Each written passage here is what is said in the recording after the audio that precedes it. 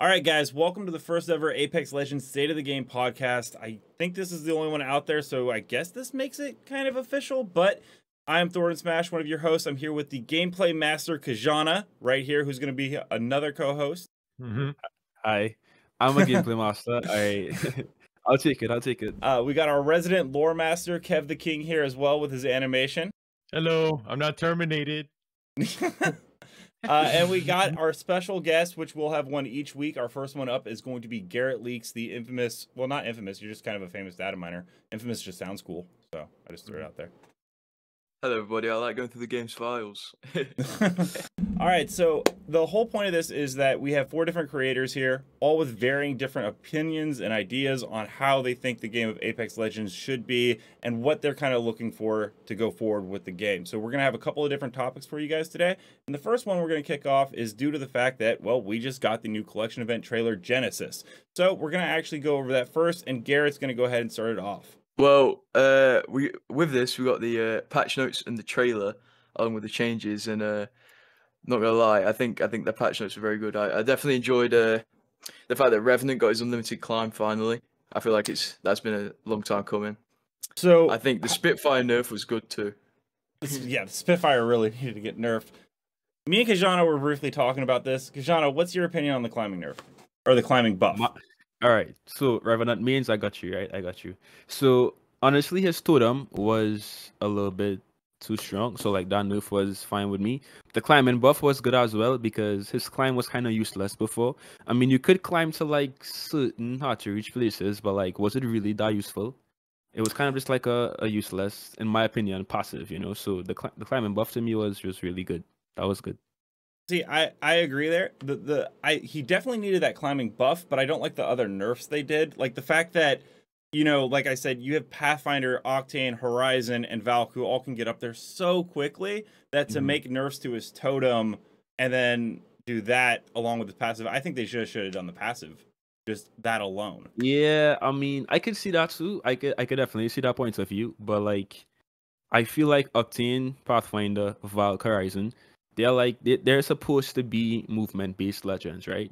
Revenant, he's not supposed to be a movement-based legend, right? So like, I'm not looking for Revenant's climb to be as good as Valkyrie's her jetpacks or Octane's jump pad or Horizon's Q, you know? So that to me wasn't a big issue. But his totem was it was being abused a little bit too much, especially in ranked and stuff. Like enemies would just use the Q, wait for a third party, and just totem everybody, right? So that is true. Kev, what's your opinion? You're gonna be the tiebreaker here. Me? Yeah, you. But I didn't like the buff. I did like the infinite climb. Okay. But well, you know, it's Daniel. What I want to know is like, you see my screen, right? Yeah. Where they said they reduce his hitbox. Where exactly? Am I blind? Nah, so by his torso, like the center hips? of his torso. Yeah, like right above his hips. Oh, okay, I see. Yeah. Okay. Yeah. So is that That's the a only major hitbox change. That's His arms were also a tiny bit thinner.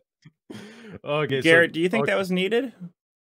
I think it was needed because he was a bit of a big boy, especially when he's like kind of skinny in game.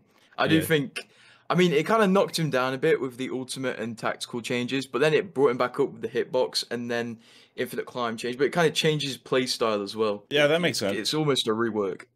What are we thinking about the lifeline hitbox changes? Does anyone got an opinion on that? I don't think she needed a nerf at all. I thought she was fine, really. Yeah, I was like, why did you do that? I feel like Respawn just didn't know what to do. Like, it just was like, you know what, she's kind of strong right now. Let's just give her a little hitbox nerf and see how it works out. That's my idea about it. I mean, like, I guess, like, they already did a lot of changes to the shield kit. I just feel like there's so many times in Apex where I'd rather see them buff the really bad characters and give them a little bit more love rather than, like, I can't think of anyone that was complaining about Lifeline's hitboxes. I can't think of, I've never seen that comment. I can't think of anyone that's complaining about Lifeline, really. Like, she was fine after the shield went. Everyone hated it when the shield was there. When it was when everyone was like, yeah, she's cool now. Like, why is Respawn not buffing Fuse? Yeah, exactly. Like a Fuse buff would be good. A Watson, like something to make her a little bit more viable. Yeah. They just seem to like. They bullied Watson mains in the patch notes though. They said she got a buff. It's like, yeah, she could place more than one Nessie now. It's like, come on, bro. Yeah. Yeah, that was a weird one. There was also the Bloodhound nerf, which I think is actually fine. Like if there was anything that needed to be nerfed, Bloodhound's a really good character, and it's not that bad of a nerf. Yeah. What about just the Rev Heirloom in general? Because that was also I think there's a video of that in the patch note. I really like it. Do we have an idea of how much screen it takes up though?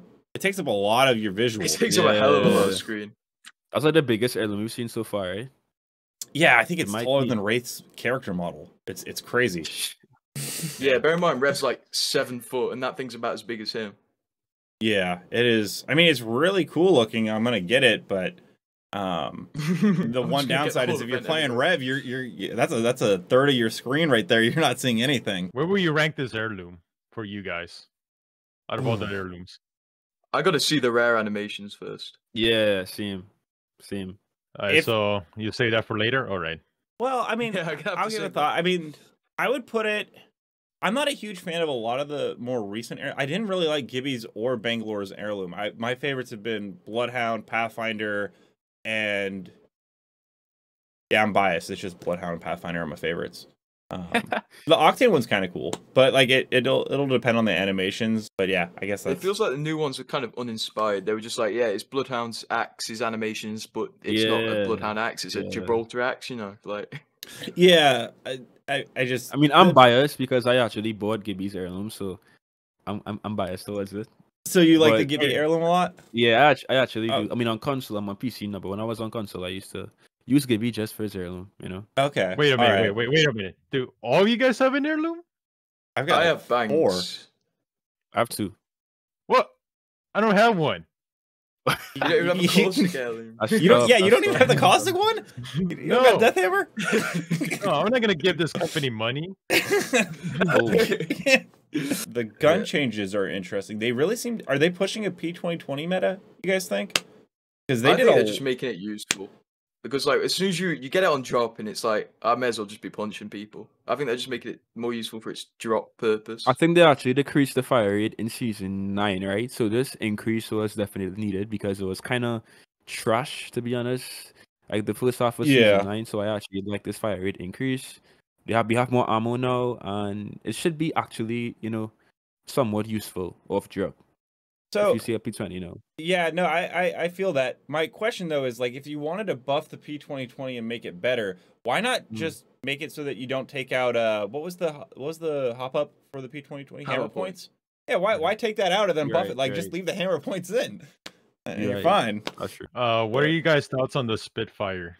Needed. Oh my god, needed. Yeah. Yo, listen, I mean, you go ahead.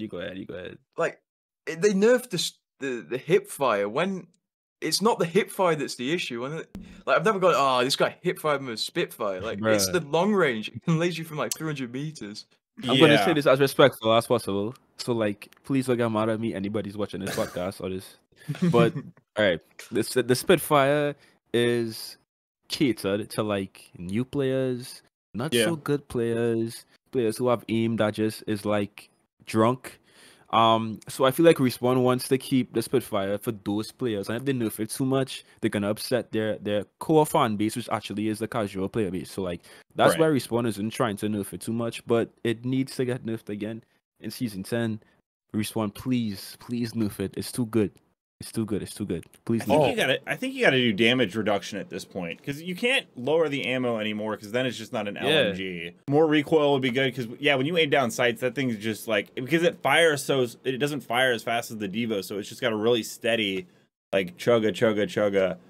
I'd like to see damage reduction at maybe I don't know. That's my thought. I would too. Yeah. Guys, I have a special guest. Yes, Daniel. It's Daniel. Daniel, can we please start the Spitfire more? No. Oh, okay. Well, here you go. Thanks, Daniel. Yeah, that's making it to the final edit. That's all right. So we'll move on to the next topic, and that's going to be the collection event trailer and the game mode, which isn't technically a new game mode. It's just at least not that we know of. It's just a revival of OG King's Canyon and World's Edge. Kijanna, what are your thoughts? I love it. I mean, I came into Apex like okay, so I played day one, but I played Apex seriously with season 3. So like the OG World's Edge for me is insane. Like I love that map so much. So seeing that return is awesome.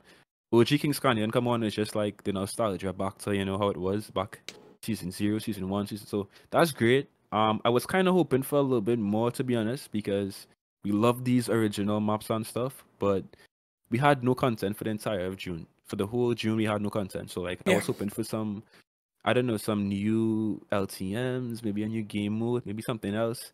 But it's still exciting to actually see something else coming into Apex. So I'm excited, kind of disappointed, but I'm still looking forward to playing on these OG maps. Yeah, no, I agree. Garrett, Kev, any thoughts? I would have preferred an LTM, but they've dropped LTMs recently. They're just like, oh yeah, takeovers. No, LTMs are too cool. Like LTMs kind of shifted the game, but it's cool that we got the OG maps back as a takeover, I guess. Yeah. My thoughts on the limited time, like I'm happy that we're getting OG Kings Canyon. I'm a day one player. I love that map, and whenever we got the Halloween mode where they bring those maps back, I absolutely loved playing on them, and they were fantastic. I am bummed. I would have at least thought that like we would have seen the War Games events, the ones that didn't work in the month of June, they'd fix them, but we don't get any of that. The only thing I can think of is that they're really in the month of June, they were really working on making the next gen, and so they didn't want to run into any hiccups when they were trying to develop that. Well, yeah. I mean, they worked some nice skins though. Yeah, the skins are fire. The skins are clean. Yeah, I like them a lot. Sure. I've seen some people complain about the the Are skins really content though? Like, are skins really content? That's the question. No. Yeah. Right, exactly. Yeah. It's a way to make money. It's a way for Respawn to make money. And of course, Apex needs to make money. We know this. It's a business, first and foremost. But come on, like, give us some. Did someone say content. money? Oh my God. I love you, Kev. I'm dead. No, but it really is. It's because the skins are awesome, but it's not going to keep you engaged during the event. It isn't content in that sense. So you're kind of just relying on people to enjoy the OG maps to stay during the next content giant. I don't know what events are gonna come with, but there's at least going to be like 3 weeks minimum. Yeah, and that's kind of disappointing. So they're just relying on OG maps at this point, which is, let's admit it, no effort. They've got to be it's they've got to be like, doing something big. There's no changes in the map, so there was nothing worked on, and they've said, they've said numerous times they have a whole different development team work on these skins. So the dev team has to be working on something with season 10 or a next gen system, because they honestly doesn't look like they did anything for the collection event. Remember when this was the biggest season ever? Bro, that's what I was seeing. Like I literally was looking at so many streamers like hype this season up. And I mean, it dropped really like good. Like we had arenas, we had all of this new content. But I feel like Respawn is such like they follow the exact same content rollout every single season, and it's kind of expected. Like we're gonna get now. I was hoping that this time they're gonna do something completely unexpected, maybe a new PV. I don't know. I was just having my hopes up, but I have to be honest. I think they actually really lived up to the title of Legacy, tying it to Titanfall 2, because if anything, they really lived up to the legacy of putting out a new season and then just forgetting that it exists. So yeah, what happened to the Titanfall 2 season? We gotta have some Titanfall 2 service. I mean, we got the IMC Bangalore, but come on. Moving on to the next thing. This week, Golden Lane Studios went ahead and released the Pathfinder The Truth short, which, as far as I'm aware, ties in to the Pathfinder quest book. So let's go ahead and bring Kevin up on that, as you're the lore master, and feel free to talk about the heirloom if you would. Yes, finally, my time. Let him loose. Oh, he put on the hat. Okay. Okay, so you guys see my background, right? Yeah. Or want me to zoom in more? Okay, let me just get to the point. So apparently, okay, are you ready for this? Pathfinder has a kid. Now, yeah, I did hit up. He has his kid, Smolfinder. Okay, so I'll be honest. When I first heard the announcement that Pathfinder had Smolfinder, I was kind of a bit ticked off, because in the book, lore-wise, it never made sense why they would make like a mini Pathfinder. There was no point to it. And then I realized, oh yeah, they just make the lore as they go on. So we now have Smolfinder. Smolfinder, season 10 legend confirmed. Pathfinder passive idea. He sends out a small Pathfinder that scouts the area ahead. All right, go ahead. Go with your theories. So Pathfinder is getting his statue for saving the Outlands, and the people he saved it from were Ashley Reed, who is Ash. I don't know if you guys know that. Yeah. So she's Ash, and we don't know who she's working for. She's clearly Wait, she's Ash? Yeah, that's Ash. Actually, I got into an argument in my comment section when I was going over this, and someone was like, "That's not Ash, that's Dr. Reed." I'm like, "Oh God." They're the same. That's kind of cute. Yeah, if you remember from the comics, Ash had a sword, and look what she put. Look what we have right here, a sword. So yeah, that's definitely Ashley Reed is Ash. Now, don't ask me how she turned into a simulacrum when she blow up. I was gonna say Ash kind of cute, low-key. And she wanted to steal the Branthium to send to Gridiron, which is Gridiron? kind of Gridiron. Okay, so Gridiron is a planet that's the stronghold of the IMC and Titanfall 2. Okay. So it's basically like their HQ. I don't want to like overcomplicate. I just want to oversimplify it. Okay. And so these people right here, his Pathfinder's creators, their whole goal was to try to solve an energy crisis. So it all started with Horizon. She was warning of an energy crisis that was going to happen in the Outlands. Okay. That the whole Outlands were going to run out of energy if they don't find a solution. And everybody kind of like blew her off, saying that, it's going to happen later in the future. Like, don't worry about it now. And some people didn't believe her. So Horizon and Dr. Reed, they basically went on their own trying to find energy source, which they found Branthium. Right. In the black hole. You know, they got the Branthium from the crystal. So what happened is that Ashley Reed betrayed Horizon, and she brought back the Branthium. But there was still an energy crisis. So what happened in the year 2654 is that this group of scientists, and their job was basically to try to solve what Horizon couldn't, right? And their job was to make the Branthium. Wait, hold on, real quick. Kind of cool little side thing that I kind of know a little bit about this.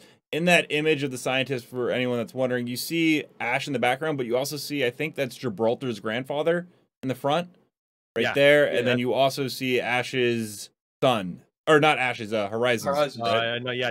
Newton Summers. Yeah, so this is Newton Summers, Horizon's son. This is Alekin Gibraltar, Gibby's grandfather. This is Emily. This is Emily Paquette. Yeah, there was a typo in the book. This is Emily Paquette. So their job was to make Branthium right here and refine it. They needed to refine this into like a power energy source. The problem is that in the refinery, no human could be there because it was too hot. So they made Pathfinder. Here's the irony: Ashley, Dr. Reed. Oh, Ash created Pathfinder? Yeah. Well, no, it was her idea. Okay. The whole group, like they built Pathfinder, but the idea was from Ashley Reed. This metal, you see, it's a special grade metal because when you're in the refinery, one of the scientists said that it's so hot that it can melt a Titan's armor. Oh. So they got Pathfinder a special grade armor that like protects them from heat. And once they had a lot of Branthium, Ash's job was to steal the Branthium to send to Gridiron to basically, we don't know who, but someone from the IMC. That's my. Oh yeah, by the way, these guys right here, Garrett, I saw you tweeted about them. Like, who are they? Those are actual pilots. I thought they were just grunts with like advanced armor. I was like, no way, pilots are just acting like. Those are mercenary Apex predators. Oh, very nice. That's awesome. I didn't think. Oh, that's awesome. So they're first pilots in Apex lore. Then that's the first. Yeah. Now for story reasons, they had to nerf, like these pilots. Yeah, they had to nerf them, like make them look like grunts. Which I know some people were not too happy about that they made the pilots look super weak. Pathfinder saves the day, and what happens here is that they send the Branthium all over the Outlands. Okay. So this portal literally transported all the Branthium to the Outlands, and unfortunately, Pathfinder, if you want to use the Phase Runner in game, we can use it, right? But lore wise, if you're a human, you can't use the Phase Runner. It's only non-living things. So Pathfinder had to leave his creators behind. Okay. there were still some pilots coming for them. You see, yeah. Yeah. So unfortunately, he had to leave his creators behind, and they died. I think Newton Summers built Sunfinder, like in honor of his like losing his friends. I think he like became a better scientist and decided, you know what, I'm gonna make a mini Pathfinder in honor of Pathfinder. So I'm excited for this lore. I can't wait to see it. And yeah, that's basically my theory on Pathfinder Sun. Well, thanks for breaking that down, because I would not have caught like half of that. I think one of the great things about Apex Legends compared to other battle royales is just the amount of lore and care they put into these legends. Yeah. You don't see that with other battle royales at all. So it's always nice. I swear Apex can make a fire Netflix show. Like Apex on Netflix. I would kill for it. I'd watch it. Like an anime style, yes, like anything they do I would watch it in a heartbeat. The next topic is, someone actually brought this up in the community post I did, but the PlayStation has a lack of a report function, but it's also indicative of an issue with the state of cheaters in Apex Legends. And Garrett, I know you've done a couple of videos on that as well, so why don't you kick it off? Where are we at with everything's going on? I don't even know what's right. Like the cheaters, they've gone beyond cheats. It's like old COD cheats where you could spawn in like assets. They are shooting through walls. They are floating in the air. They are shooting beams of a charger. I feel like all they could do next is just no clip out of the map. Like they've genuinely, it's not even a mod menu anymore where you can see through walls. It's just, you're manipulating the game at this point. I don't know how it's gone this far, really.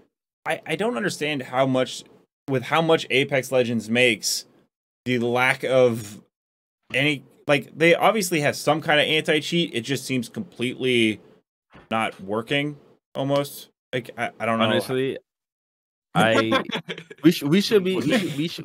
are still lucky, because compared to a game like Warzone, right? Like we should still at least be thankful we have an anti-cheat, because Warzone doesn't. Yeah, and that makes a lot more than Apex. So like, yeah, no, way more.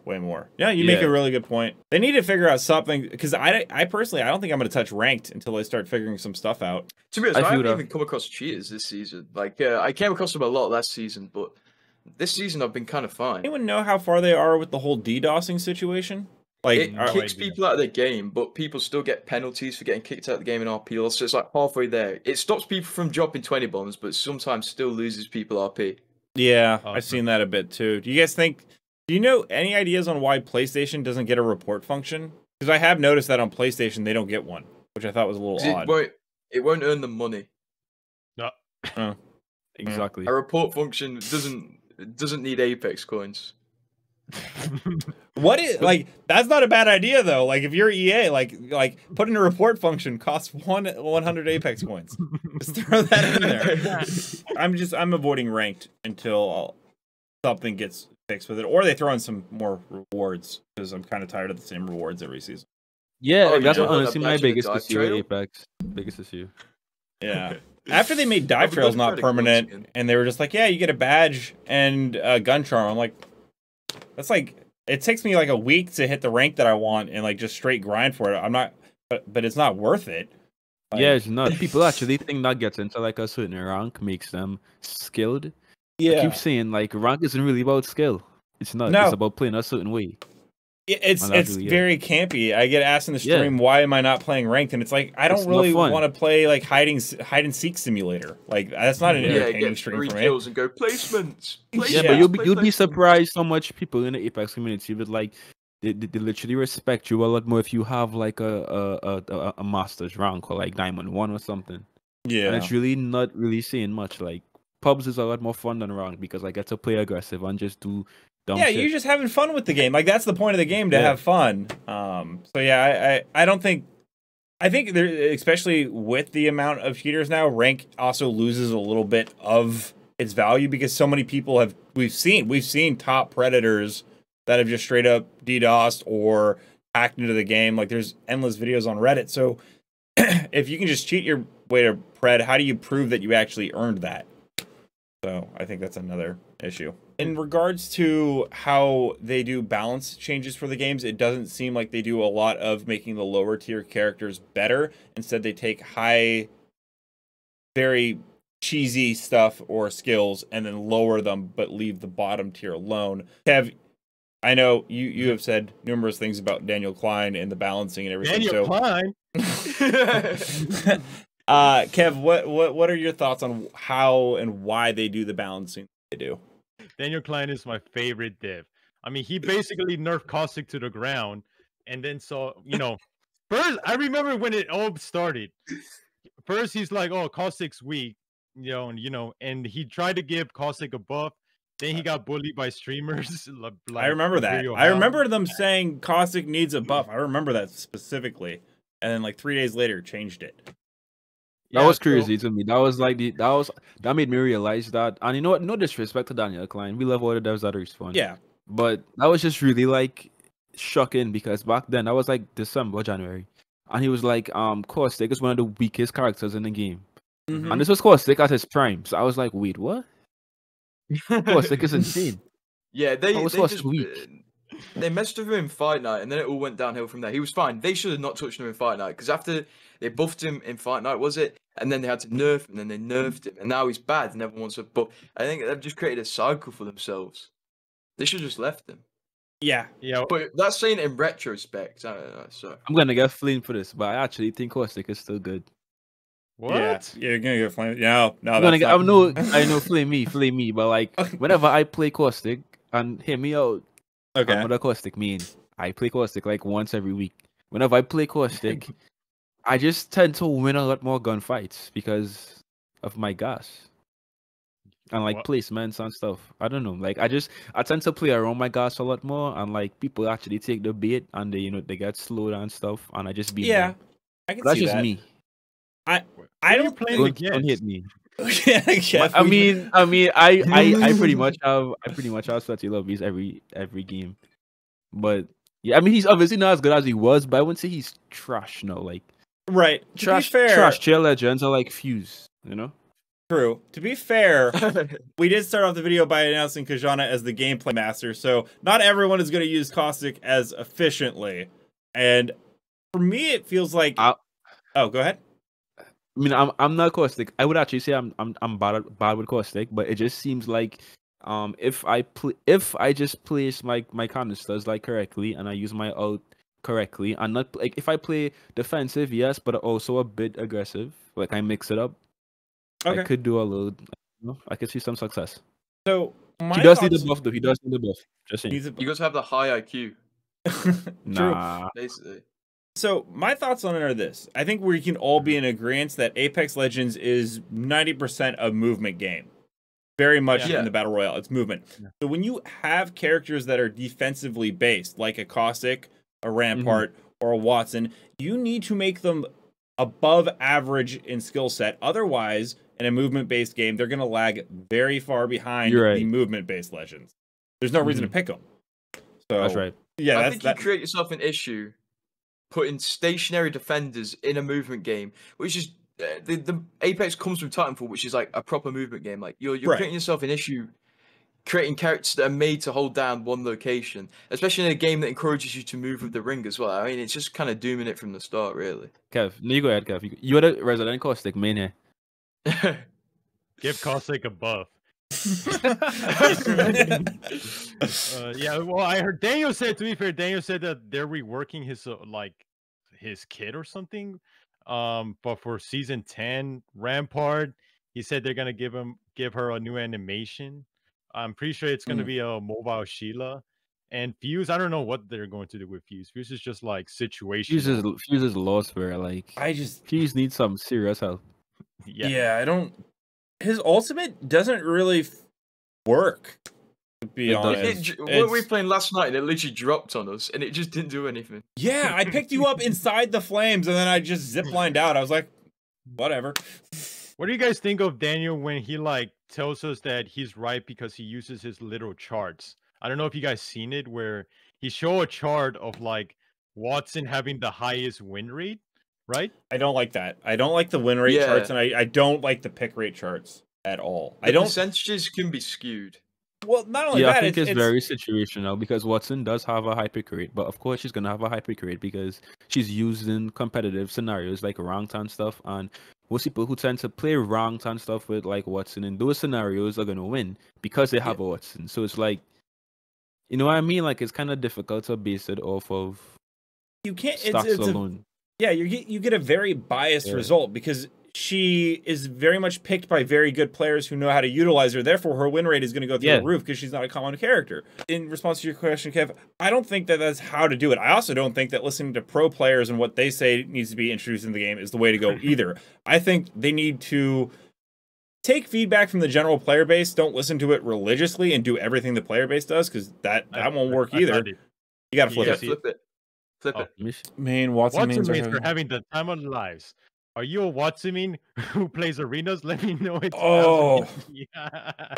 I did a whole video on that. That was the worst. I think he was trolling. Honestly, I think he was trolling. Yeah, has to be. Because arenas isn't even really about the legend abilities. It's way more about the guns, and how you play mechanically than being able to put down. I don't even know who puts down pylons in arenas. I've never run into it.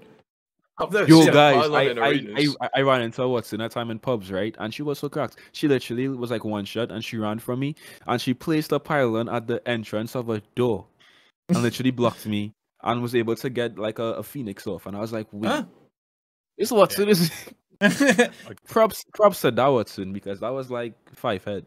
Yeah. That's Watson players tend to be very, very skilled. Does still need to get up because I think I can't remember who exactly said it earlier, but the general player base is who the game needs to cater to. That's how you keep the game alive. And the general player base doesn't play Watson. Just that's a fact. Yep. So this one's a fun one. Ideas for future limited time modes. Kijana started off. Honestly, Respawn has given us lots of really fun modes in the past. Like the one where your shield regens, that was really fun. We could see like Respawn just bring that one back. Honestly, I wish our Apex had like a LTM every week, just rotating. Like that would be fantastic. That would be content galore right there, you know. But in terms of new game when modes, we get enough of them, hopefully they do so. I mean, hopefully. That'd be fire. I've always wanted to. I want solos. I would kill for solos. Solos needs to be like a limited time mode that they do for like 1 week out of the month. They just let us try it. Yep. It just happened. I would love to see. I'm an old school Halo fan, and one of my favorite modes in that was like Team SWAT. So like I thought a really cool one would be like in arenas, right? It's SWAT. First to 50 kills wins, but there's no different guns. Everyone gets a wingman. So headshots only. Yeah, SWAT was so good. That's I thought that would be a cool one. Like SWAT, headshots only, wingman, arenas mode. That's my. I would play that. There's a lot of stuff that they could do and bring back just to keep the game alive in dry moments like these. And they blame it on bugs, but come on, like, would it really hurt to add Summer Soiree back or whatever it's called? Just because if we had Summer Soiree in that week, month period where we had nothing, like no one would be complaining about. Oh, I'm loving these LTMs, not seeing them for a good, 8 months. Yeah, they're always so much fun. Yeah, they got. Besides the ring one with Maki, like that was terrible. But yeah, that was every other one was bad. But like, bring back third person mode. Let us see some of the skins we own in a first person shooter. You know. Yeah. What about you, Kev? What would you like to say? Okay, as long as there's no lore, or if there is lore, then maybe I'm interested. Do you actually that makes me play think? The game. He just watches all lore stuff. We did in this new trailer that released Genesis for the collection event, we saw what looks to be a lot of rewind action. Actually, do we think there's any like lore based on the limited time event with time being rewound, especially with Horizon, time traveling through black holes? All the Legend skins are throwbacks to what they were before they were in the Apex Legends games. So, Kev, any ideas? There was that time shift glove in Team Titanfall 2, nearly called Team Fortress, where when you middle mouse button, it transports you to like the past and then future and past and future. They could. I don't see how it would be implemented, but I think it would be cool. Some sort of time. And Genesis does mean the beginning or like start. Okay. Just the end of this section. Like I really would like to see solos in Apex. Like I will. I'm not sure a huge why proponent we don't of have solos. Yeah, I don't. I know because we have different legends and some legends have abilities that wouldn't make sense in solos, but But I hate that argument. I hate that argument. I know it doesn't make sense. I'm just saying it because people in the comment section are gonna use that argument. So like I'm trying to like give them right. No, I get it. And to all those doesn't people, make sense, I'm gonna to all those people that say it wouldn't work because of those legends, I'm gonna say something right now. There are 17 legends in the game. If you were picking Lifeline for solos, that's on you. Like you were making the mistake. Like I don't know why you would, but Lifeline could still be good in solos. I mean, you have loot, you can heal yourself. Like I would use Lifeline in solos. I don't know. Yeah, I agree with the solos. I mean, especially with a drone buff, she would be very effective in like a solo situation. She would. She would. So something that a lot of players have been asking for recently is with Halo Infinite right around the corner, they are introducing a battle pass system where you can go back and basically your battle pass will never expire. You never have to buy a new one. And if you join like season 4 of Halo Infinite, you'll be able to go back to season 1 and go ahead and finish the battle pass and get all the cosmetics from that. And a lot of Apex players want that ability. Garrett, what is the likelihood we see something like this in the future? And what do you think of it? I love it in Halo Master Chief Collection, the current system of being able to go back and do season passes, although it does get a bit overwhelming when you've not played for like a few seasons. But in Apex, I don't think it's ever going to come because the thing in Apex is this is limited. This season is limited. If you don't play the season, you don't get the stuff this season. You cannot go back. And I think they earn a lot of money from people going, I've not done the battle pass. Let me buy some Apex coins to do this. Yep. I think they would just be losing money for themselves doing that. Do you think there would ever be a situation where they would do it like all the previous seasons have been locked, will be locked, and then in the future ones, or you just think never going to happen? I feel as they go for longevity of the game, like trying to keep it as live for as long as possible, I do think coming into this game brand new with all these new legends, with all these maps, and then on top all these new battle passes, I think everything just gets a bit overwhelming at some point. Yeah. But I think it would lose them a lot of money. I don't think EA would allow it. EA is gonna stop. Kev, do you have the bag of money? One time. Yeah, I would love to see it. I think it's a great system, and I actually have to applaud Halo for introducing it. There you go, you got the bag of money. I have to applaud Halo for doing it. It's something I would love to see for Apex Legends. I have the OG skins. I've heard a lot of people complaining like, oh, but then they're not exclusive. I don't personally mind, but I understand it. But I think they'll have to change up. Like, Respawn is so good at innovating things. They innovated the ping system. They innovated respawn beacons.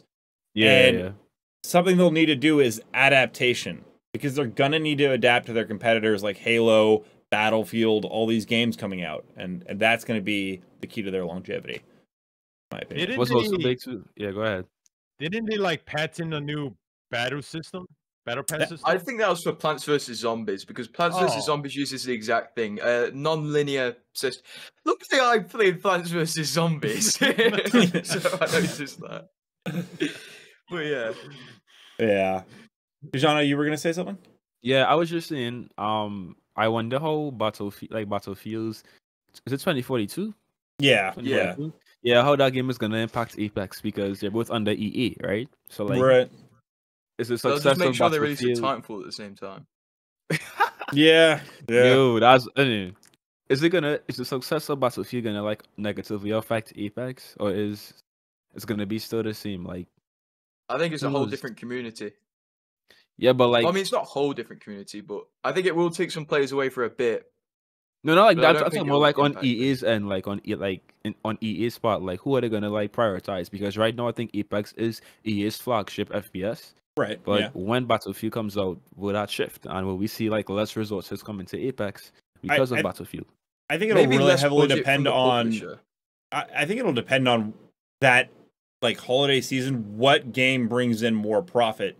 Which could be Battlefield, but then I think Season 11 will probably kick off maybe, like, I think a month after Battlefield comes off. So, like, it really depends, especially because I think, you know, Apex is going to try to push out the next gen, I think in Season 10, to try to beat these next gen games that are actually coming. So, I don't think they're going to take money. If they're earning new money from Battlefield and they have a designated amount to give to every publisher every year, I mean, every developer, I don't think they're going to alter the amount they give to Respawn. I think they're just going to either increase the amount they give to DICE or keep it the same. Yeah, I think DICE who makes Battlefield. I hope so. Yes, I think it is DICE. Right? Yeah. Yeah, No, it dice is down dice. It is dice. It is dice. Yeah, I was trying to say frostbite, but that's the engine it's in. I was like, Yeah. what? But also, I think they are somewhat similar in that they're both first-person shooters, but I think Apex benefits greatly from being a free-to-play game, so anyone can access it. Battlefield will not have that. It will be what, like a $60-$70 game that doesn't have a storyline. So it's a strictly pay-for multiplayer versus a free-to-play game. So I think they're gonna... Yeah, that's true. Like that's actually a very good point, because all the big battle royale games or like FPS games now are all free to play. So, including Halo, which is also coming out, that multiplayer is going to be free as well. So Battlefield's going to actually have some competition. How is skill-based matchmaking impacting the games, and where do we ever see this going? Kev, why don't you kick this one off? Yeah, for skill-based matchmaking, I don't know if you guys have run into this problem, but when I'm playing in arenas, I get like level 50 and level 100 teammates, and the other team will be like Predator, like 3-stack Predators. Has that happened to you guys? Yep. Yeah. I think the system for arenas is just so beyond broken. I think it's really rigged to who can win the next round. Like, oh, this guy cannot win. Put him with Shiv and put a Morin on the team. You know, it's just, I think it's really rigged for EEOM or whatever. Yeah, I was going to say, I don't think it's skill-based matchmaking. They say it's skill-based matchmaking. I'm pretty sure it's EEOM, which is supposed to put you with lower teammates to make you chase that win that you got. Like, once you get a win, it puts you against really tough opponents so that you then try to go get that win again. So you'll continually play. It's a horrible cycle. That's my thought. They deny it's you EEOM. get like bad teammates on purpose. That's the point. Wow. And EA actually did a whole research paper on this. They actually spent the time developing it, and they say they implemented it in FIFA and that it's not in Apex Legends. I personally don't believe that. I think you look at the games a lot of people are playing where they get really bad teammates. Yeah, it's obvious that that's what it is. But that's not fair to the good players though. Like, it's not. It's every not. single game needs a carry. It's. I think that if you want to play competitively and you want people of the same skill level or tough opponents, that's what ranked is for. Public matches should not have that. And I see Caustic has the tinfoil hat on. Yeah. Get ready to say something controversial. All right, drop it, Kev. Drop them Kev bombs. So you talked about engagement matchmaking, right? Mm-hmm. Well, apparently, I don't know if you guys know this, but I remember in the Reddit, Apex Reddit, somebody did like a study, like trying to prove that engagement matchmaking is real, right? Mm-hmm. And so basically, I don't know if you know how it works, but basically, it makes you like lose on purpose, right? So you can keep playing to try to get the win, right? Like Thordan said. And so I noticed that, I'm not gonna say who, but a certain Twitter channel that does Apex news.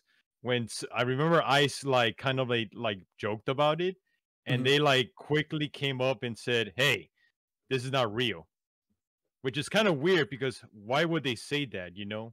Yeah. Don't. And again, if it's not real, you don't got to defend it that hard. Yeah, which is interesting. So yeah, that's just my conspiracy.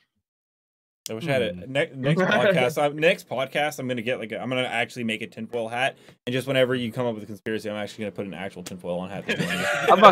I've actually heard Lulu talk about that. Like, I was watching Lulu's stream, and she was like, the matchmaking always gives me less skill teammates, and it's not fair for the actual skill teammates who have to carry every single game. Yeah, no, I actually feel that as well a lot. Solo queuing. I've had it, and it's just another great reason that we need to circle back to what Kijanna you said earlier. Apex needs a solo mode because I don't want.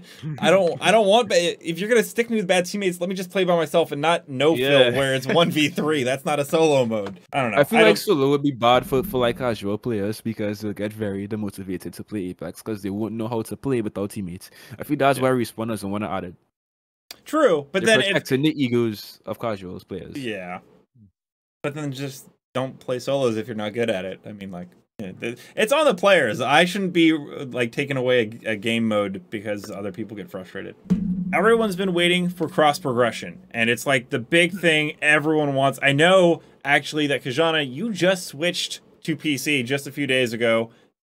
What are your thoughts on when we'll see maybe cross progression? How you feel about not having cross progression yet? What are your thoughts? I remember Respawn talked about this in an interview. I'm not sure who it was, but it was a dev, like a really, I think it was Shad Grenier, is his name? Yeah. Shad, yeah.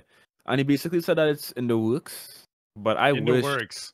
Yeah, he said that. Yeah. In the works. Anyone got the tinfoil hat? Throw. Oh, yeah. Okay, that'll work too. He said it was complicated, so I bring it right now. But I mean, I wish Apex had cross progression because it would be so easy to carry my stats over to PC. I have 2 heirlooms on console. I have no heirlooms now. I have no skins. I have no weapon skins. I have to buy all the legends over again, and it's just a tedious, like, just long process that just doesn't make sense. I feel like it's 2021. Apex needs to have cross progression. Warzone has cross progression. Destiny has cross progression. Fortnite has cross progression. Why doesn't Apex have cross progression in 2021 on season 9?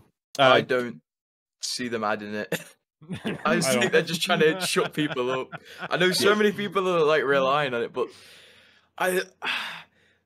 if they were adding it, I just feel like they'd talk about it more. I feel like they just brush it off every time they get asked. I don't. They probably got like one guy working like in the server room, and they pay him in like biscuits or something. Bruh. Like, see, here's the thing: is if you look this year, EA in a blog post very specifically stated next gen is coming this year. They confirmed it. They don't confirm anything with cross progression. They just say, yeah, it's something we're looking at, and we'll have to figure it out. There's no indication this is coming anytime soon. It may be at the end of Apex's life cycle, once they aren't worried about the money as much, but it's not going to be for a very long time. That's sad. When all Apex YouTubers move to Titanfall 3. Yeah. Imagine. Maybe back in season 5, we got some really cool player versus environment game modes with the whole Loba treasure pack. That was the first time we actually had like little segments where we'd fight NPCs, almost the prowlers and everything. And so, would you guys ever like to see that come back? And what tweaks would you like to see with it? And then, Garrett, I'll have you start this one off. I love PvE modes. Overwatch 2. Overwatch benefited from it that much in Overwatch 1. They're adding like a permanent mode in Overwatch 2, as far as I know. And I just think it would really benefit the game, because sometimes you want to like load up Apex, play the guns, but you're like, I just don't want to fight TTV Wraith, who's been on for 10 hours and is like hyped upon gamer fuel. Like, I just want to chill. And that was the joy of Titanfall 2 at some point. You can load up Frontier Defense, shoot some grunts, and you'll be chilling. But I feel like they just need to add a permanent thing to Apex with PvE. Maybe like you're in Fragment and you've got to defend the walls, you know. It would just be just something cool. Yeah. From the constant because they've created a constantly competitive environment with unranked being ranked because it's ranking the people you're against. Like, let's chill for a bit. Yeah. Honestly, I thought Arenas was gonna be like that, but it's not. No, it's I think one of the things that I liked the most about the whole lore, like the player versus environment, is I feel like season 5 was when I was the most engaged in the lore of Apex Legends, because I was playing through the story instead of just reading the comic strips. And so, Kev, do you feel like a lot more people were interested specifically during that season as a lore channel, or what are your thoughts?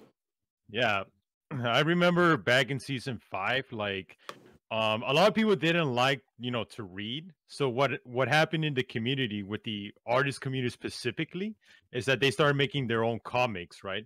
And everybody started, like, I looked at everybody's perspective on when they did the missions, and everybody was blowing up on views, But unfortunately, Daniel Klein once again said that I don't know where he said. I know he said this. He said, sorry, but like the PvE modes, it's too much work for little replay value, Those were his words, something like that. So it looks like they're scrapped. And that's a big that's a big disappointment. I was hoping in season 7 that we were gonna go to, because lore-wise, it felt like we were going to go to Olympus, right? Right. And we were going to go get Revenant's head from an underground base. So I figured, we were gonna go we were gonna do missions where like each week we go to a new level of the underground facility until we get to Revenant's head. But but unfortunately, it looks like they scrapped it, and it's a big. I'm disappointed. Yeah, I wish they bring them back. I would love to like have like an underground area of Olympus to explore, like we did with King's Canyon, and we got to go underground and find Ash's head. That was like everyone was hyped for that. I don't think that saying that it doesn't have replay value or that people weren't interested is false. Everyone was hyped about the Ash head. Everyone had theories about the next legend possibly being Ash. It created engagement, in my opinion. I'm gonna be honest. Yeah. I'm gonna get flack for this again. Oh, but I played like one mission in season 5 because I mean I'm just a sweat. Like I like to play pubs, you know. right. So I feel like there's also a percentage of people who just don't really care too much about PvE and they just care about like sweating. So maybe that's why. Yeah. But I was interested in the lore. I just didn't really play it that much. That makes sense. That makes What sense. if this is just like a crazy theory? What if they had the lore PvE, but then they also had another team compete against you for an objective? You still both get the thing ending. Yeah, I would play that that. would be pretty cool. Yeah, Halo 5 did that well. PvPvE. Yeah, I think that would be really cool. Like you still even if you lose, you still get the reward of seeing the comic or whatever it is. Yeah. But like add a little competitive. I'd be down for that. Yeah. So. If Daniel, if you're watching this, there's your idea. You're welcome. He is. He's Hire me, definitely Respawn. Hire me. Okay, so this was the first week of the State of the Game for Apex Legends podcast. This was really fun, actually, and I had a great time chatting with everyone. Next week, we're going to have Omega on the podcast. This week's special guest was Garretleaks. Thank you again, Garrett, for being on the show. Yeah, thank you for having me. I really enjoyed it, man. Of course. And, of course, me, Kev the King, and KijannaPlays as your host will be back again next week. And thank you guys so much. Keep slaying in the outlines, guys. Much love, guys. Much love. Yeah. See ya.